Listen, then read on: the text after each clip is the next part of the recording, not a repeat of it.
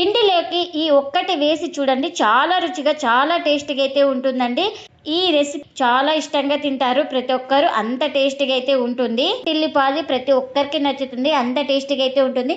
ఇంకెందుకు ఫ్రెండ్స్ ఆలస్యం, ఎలా చేయాలో ఏంటో అనేది వీడియోలోకి అయితే వెళ్ళిపోయి చూద్దామా. మరి ముందుగా ఒక మిక్సీ జార్ అయితే తీసుకొని ఇంకా అందులోకి ఇలా పెద్దగా కట్ చేసుకున్న ఉల్లిపాయలు అయితే వేసుకోవాలి.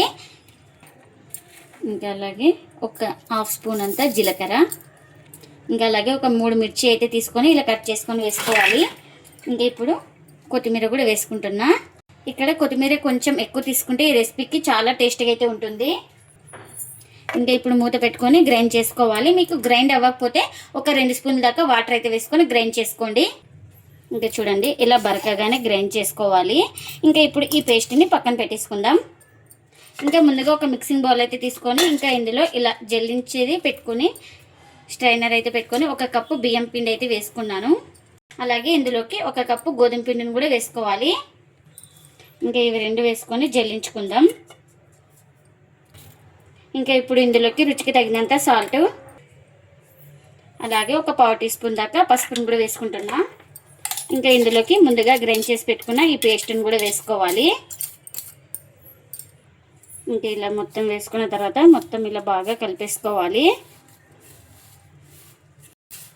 ఇంకా ఇలా మొత్తం కలుపుకున్న తర్వాత ఇప్పుడు కాస్త వాటర్ అయితే వేసుకోవాలి. మనం ఇప్పుడు ఇదే జార్లకి కొద్దిగా వాటర్ అయితే వేసుకొని ఈ వాటర్ని వేసుకోవాలి. ఇంకా ఇప్పుడు ఈ వాటర్ కూడా వేసుకొని మొత్తం పిండిని అయితే బాగా కలుపుకోవాలి. ఈ పిండి అనేది మనకు రొట్టె పిండి ఎలా ఉంటుందో అలా సాఫ్ట్గా ఉండాలి.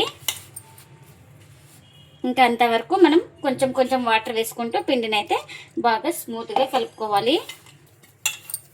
ఇంకా చూడండి, ఇలా పిండిని సాఫ్ట్గా కలుపుకోవాలి. ఇంకా ఇప్పుడు దీన్ని బాగా సెట్ చేసుకుందాం ఇలా. ఇంక ఇప్పుడు ప్లేట్ అయితే పెట్టుకొని ఒక 5 మినిట్స్ పక్కన పెట్టుకుంటే మనకు పిండి అనేది సాఫ్ట్గా నానుతుంది. ఇంక ఇప్పుడు ఒక 5 మినిట్స్ తర్వాత అయితే చూపిస్తున్నాను చూడండి, పిండి కూడా బాగా సాఫ్ట్గా నానింది కదా. ఇప్పుడు ఈ పిండిని ఒకసారి ఇలా బాగా కలిపేసుకుందాం. ఇంకా కలుపుకొని మనకు ఏ సైజు కావాలో ఆ సైజు పిండి ముద్దను అయితే తీసుకోవాలి. నేను ఇక్కడ ఈ సైజు అయితే తీసుకున్నాను. ఇప్పుడు దీన్ని ఇంక ఇప్పుడు కాస్త పొడి పిండిని అయితే చల్లుకుంటున్నాను. నేను ఇక్కడ బియ్యం పిండిని అయితే తీసుకున్నాను. మీరు కావాలంటే గోధుమ పిండిని కానీ తీసుకోవచ్చు. ఇంకా చూడండి, ఇలా కర్రతో రుద్దుకోవాలి. ఇంకా పొడి పిండిని ఇలా డిప్ చేసుకుంటూ మనం ఈ రోటీని అయితే రుద్దుకోవాలి. ఇంకా నేను ఇక్కడ ఈ సైజ్ అయితే రుద్దుకున్నాను. ఇప్పుడు ఇలా నిదానంగా తీసుకొని ఒక ప్లేట్లోకి అయితే వేసుకోవాలి. ఇంకా మరొక పిండి ముద్దను అయితే తీసుకొని ఇలా బియ్యం పిండిలో బాగా డిప్ చేసుకోవాలి. ఇలా డిప్ చేసుకున్న తర్వాత ఇలా కర్రతో నిదానంగా రుద్దుకోవాలి.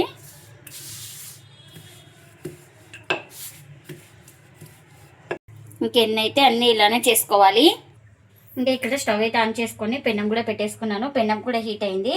ఇంకా ఇలా మనం చేసుకున్న రోటిని వేసుకోవాలి. ఇది ఒక సైడ్ కాలిన తర్వాత మరోవైపు అయితే టర్న్ చేసుకోవాలి. ఇంకా ఇప్పుడు ఇలా ఒక సైడ్ కింద వైపు కాలిన తర్వాత ఇక్కడ నేను ఆయిల్ అయితే అప్లై చేస్తున్నా. మీరు ఇక్కడ ఆయిల్ ప్లేస్లో బటర్ కానీ గీ కానీ ఏదైనా అప్లై చేసుకోవచ్చు. నేను ఇక్కడ ఆయిల్ అయితే అప్లై చేస్తున్నాను.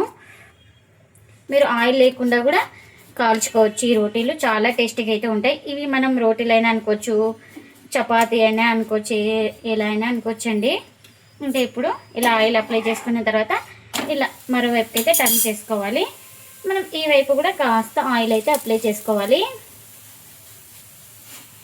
ఇంకా ఈ రోటీని అటు ఇటు తిప్పుకుంటూ 2 వైపులా బాగా కాల్చుకోవాలి.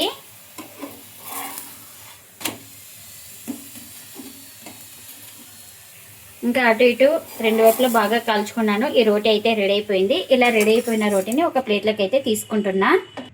ఇంకా మరొక రోటీ అయితే వేసి చూపిస్తున్నాను. ఇంకా ఇది కూడా సేమ్ ఒక సైడ్ కాలిన తర్వాత మరోవైపుకి అయితే టర్న్ చేసుకోవాలి. ఇంకా ఇలా ఒక సైడ్ కాలిన తర్వాత ఇలా మరోవైపుకి అయితే టర్న్ చేసుకొని ఇప్పుడు ఆయిల్ అయితే అప్లై చేసుకుంటున్నా. మనం ఆయిల్ని టర్న్ చేసైనా అంటించుకోవచ్చు, టర్న్ చేయకముందు కూడా అంటించుకోవచ్చు అండి, ఎలా అయినా అంటించుకోవచ్చు. ఇంకా ఈ వైపు అయితే ఇలా టర్న్ చేసుకొని ఈ వైపు కూడా ఆయిల్ అయితే అప్లై చేస్తున్నా. చూడండి, ఇంకా అటు ఇటు తిప్పుకుంటూ ఇంకా ఈ రోటీని కూడా 2 వైపులా బాగా కాల్చుకోవాలి. ఇంకా ఇది కూడా రెడీ అయిపోయింది. ఎన్ని అయితే అన్నీ ఇలానే కాల్చుకోవాలి. ఎంతో టేస్టీగా ఉండే ఈ మసాలా రోటీ అయితే రెడీ అయిపోయిందండి. ఇంకా ప్లేట్లకి అయితే సర్వ్ చేసిన. ఈ మసాలా రోటీని ఎప్పుడు కావాలంటే అప్పుడు ఈజీగా చేసుకోవచ్చు. చాలా టేస్టీగా అయితే ఉంటాయండి. ఇంకా వీటిని వచ్చేసి ప్రతి ఒక్కరు ఇష్టంగా తింటారు, అంత టేస్టీగా అయితే ఉంటాయి. ఇంకా ఇందులోకి వెజ్ కానీ నాన్ వెజ్ కానీ ఏదైనా చాలా టేస్టీగా అయితే ఉంటుంది. మీరు కూడా తప్పకుండా ఒకసారి ఇలా ట్రై చేయండి. చూడండి ఎంతో సాఫ్ట్గా ఉంటాయండి. మనం ఒక్కరోజు అంతా పెట్టినా కూడా చాలా టేస్టీగా అయితే ఉంటాయి. పిల్లలకి లంచ్ బాక్స్ కానీ కట్టేయచ్చండి, చాలా టేస్టీగా అయితే ఉంటాయి. మీరు కూడా తప్పకుండా ఒకసారి ఇలా ట్రై చేసి మీకు ఎలా వచ్చిందో కామెంట్ అయితే చేయండి ఫ్రెండ్స్. ఇదండి ఇవాళ వీడియో. ఈ వీడియో కనుక నచ్చితే ప్లీజ్ లైక్ చేయండి, షేర్ చేయండి, కామెంట్ చేయండి. అలాగే లైక్ చేసి సపోర్ట్ చేయండి friends. Thanks for watching. Bye bye.